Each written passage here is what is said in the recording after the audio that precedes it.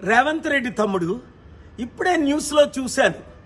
ఈరోజు నువ్వు media రిపోర్టర్స్ని attack చేయడం, అంతేకాకుండా 10 సంవత్సరాల వరకు నేనే ముఖ్యమంత్రిగా ఉంటానని.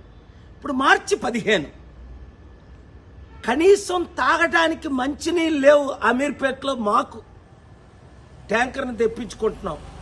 1,20,00,000 మంది హైదరాబాద్ సికింద్రాబాద్లో, 4 కోట్ల మంది తెలంగాణలో మంచినీళ్ళు లేని మార్చిలోనే లేవంటే మరి ఏప్రిల్ మే జూన్లో ఎలాగుంటాయి?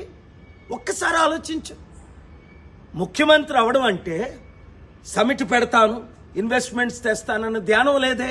మరి ఇప్పుడు నువ్వేదో భారత్ సమిట్ నువ్వు పెడితే ఎవరు వస్తారు? ఒకసారి అర్థం చేసుకో, దేవుడు మనల్ని ఎందుకు కలిపాడు.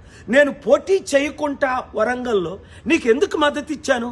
రాష్ట్రాన్ని బాగు చేయడానికి, అప్పులు తీర్చడానికి, అభివృద్ధి చేయడానికి, మంచి చేయడానికి. మరి నువ్వేం చేస్తున్నావు? బీజేపీ వాళ్ళు గెలిపిస్తున్నావు. అలాగే రాహుల్ గాంధీకి కాంగ్రెస్కి మూటలు మోస్తున్నావు అని అందరూ చెప్తున్నారు. ఇప్పుడు దోచుకోవడం, దాచుకోవడం, పంచిపెట్టడమేనా, లేదా ప్రజల మీద ధ్యానం ఉందా? నిరుద్యోగులు ఆత్మహత్య చేసుకుంటున్నారు, రైతులు ఆత్మహత్య చేసుకుంటున్నారు, మంచినీళ్ళు లేకుండా ప్రాబ్లమ్స్ అవుతున్నాయి, విద్యా వైద్యం అన్నది కనిపించట్లేదు. 15 నెలల్లోనే నువ్వు ఇంత ఫెయిల్డ్ ముఖ్యమంత్రి అయితే ఒక అన్నగా, శాంతి దూతగా, నీ అడ్వైజర్గా నాకెంత బాధేస్తుంది. కనుక ఈ వీడియో చేస్తున్నాను.